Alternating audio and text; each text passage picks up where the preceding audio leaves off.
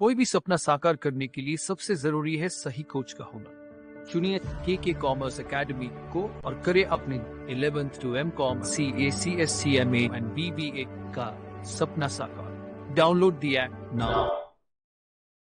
Hello student, नमस्कार। I M C के sir from के कॉमर्स एकेडमी नासिक। दोस्तों, आपका फिर से एक बार दिल से स्वागत है के इस यूट्यूब प्लेटफॉर्म पे, जहां पे बच्चों का प्यार बरसता है और बदले में मिलता है कंटेंट, क्वालिटी कंटेंट मिल रहा है। दोस्तों, अब तक अगर आपने फॉलो किया होगा तो आपको पता होगा कि सेकेंड ईयर बीकॉम के सेमेस्टर नंबर 4 के हर पेपर का क्वेश्चन बैंक के ने प्रोवाइड किया है, और साथ ही साथ इस जो लास्ट पेपर बचा है बच्चों आपका इन्वायरमेंटल स्टडीज, उसका भी क्वेश्चन बैंक लेकर आए हैं। एसपीपीयू पेपर लीक मतलब अरे लीगल वाला पेपर लीक नहीं रे बाप, इलीगल मतलब डायरेक्ट यूनिवर्सिटी में घुस के पेपर लीक वाला वो नहीं बच्चों। हमारा जो प्रेडिक्शन है कि हमें ऐसा लगता है, हमारे ओपिनियन में क्वेश्चन आपके लिए इंपॉर्टेंट है। और अगर अब तक का पास रिकॉर्ड देखा जाए कि हमने जो क्वेश्चन बैंक प्रोवाइड किए हैं उससे हजारों बच्चों को फायदा हुआ है, जिसमें एग्जाम के स्कोर डेफिनेटली इंप्रूव हुए हैं। और बच्चों के हर प्लेटफॉर्म पे, जो टेलीग्राम हुआ, यूट्यूब हुआ, हर जगह पे उनके कमेंट्स अवेलेबल है कि क्वेश्चन बैंक के क्वेश्चन एग्जाम में आने की वजह से उनको फायदा हुआ। तो दोस्तों, हम एक्सपेक्ट करते हैं कि आपको भी इस क्वेश्चन बैंक का फायदा होगा। तो चलते हैं अपने क्वेश्चन बैंक पे। इन्वायरमेंटल स्टडीज इस सब्जेक्ट के स्टूडेंट्स, इन्वायरमेंटल स्टडीज जो कंपलसरी सब्जेक्ट है, इसका क्वेश्चन बैंक पेपर पैटर्न तो हम बाद में देखेंगे, फिलहाल क्वेश्चन बैंक देख लेते हैं। तो चैप्टर नंबर 5, अभी सर चैप्टर 1 2 3 4 किधर गए, डायरेक्ट 5 में आ गए। अरे मेरे भाई, टोटल 8 चैप्टर है पूरे साल में, ठीक है। पूरे ईयर का एक ही बुक है 8 चैप्टर का, तो जिसमें 4 चैप्टर 1 2 3 4 सेमेस्टर नंबर 3 में है, 5 6 7 8 सेमेस्टर नंबर 4 में है। तो हम सेमेस्टर नंबर 4 में बात कर रहे हैं, इसलिए 4th नहीं, डायरेक्ट 5th चैप्टर की बात कर रहा हूं मैं, इन्वायरमेंटल पोल्यूशन।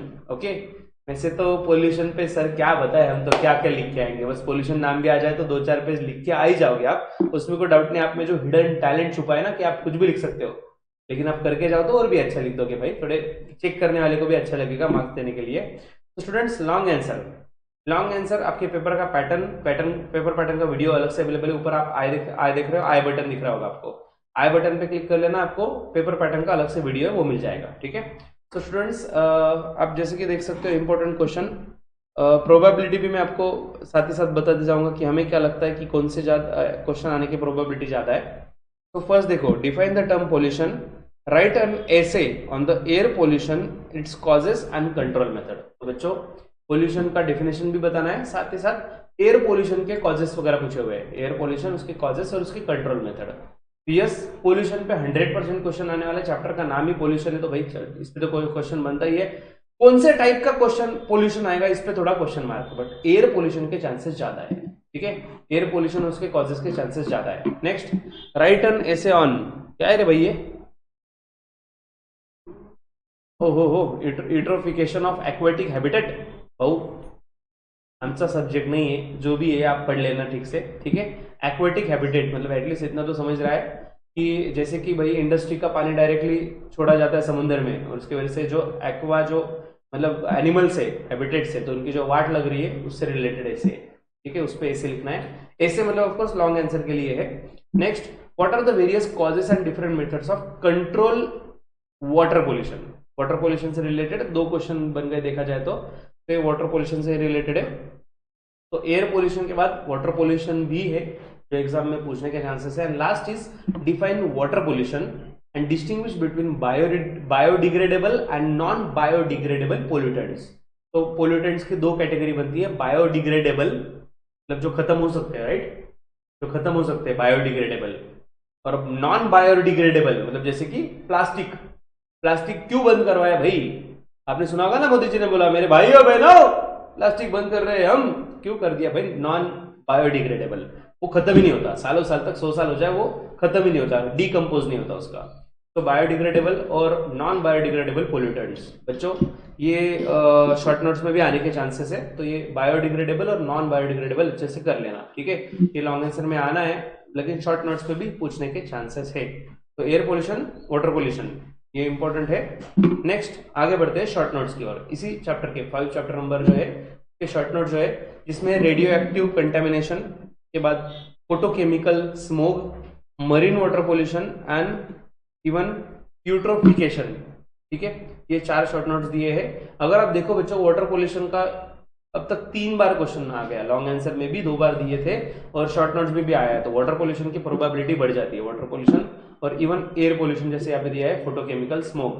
ठीक है, तो students air pollution water pollution अच्छे से करके जाना। उसके कॉजेस, मेन तो जो भी पोल्यूशन आप पढ़ोगे, पोल्यूशन, उसके कॉजेस और उसके कंट्रोल मेथड्स, ये परफेक्ट करके जाना, क्योंकि जब लॉन्ग आंसर के लिए पूछा जाए तो एक्सपेक्टेड होता है कि आपको सब कुछ लिखना है। ठीक है, नेक्स्ट, कुछ भी लिख के आए मार्क्स मिलेगा वो एक्सपेक्ट मत करो यार, टाइम है तो पढ़ लो अच्छे से। ठीक है, नेक्स्ट चैप्टर नंबर 6 जो है इन्वायरमेंटल पॉलिसीज एंड प्रैक्टिसेस। तो इन्वायरमेंटल पॉलिसीज एंड प्रैक्टिसेस में कुछ इंपॉर्टेंट क्वेश्चन है, देखो, जिसमें first, right a note on environmental protection act 1986। बच्चों इसमें अगर आप क्वेश्चंस देखो ना, पॉलिसीज एंड प्रैक्टिसेस, तो ये थोड़े टेक्निकल क्वेश्चंस है। आप जो बोलते हो ना सर हम कुछ भी लिख के आएंगे, पॉल्यूशन तो सर बचपन से लिखते आ रहे, इन्वायरमेंट ईवीएस तो सर स्कूल में भी था, ये अब तक ठीक है, लेकिन इस चैप्टर के लिए नहीं चलेगा बच्चों।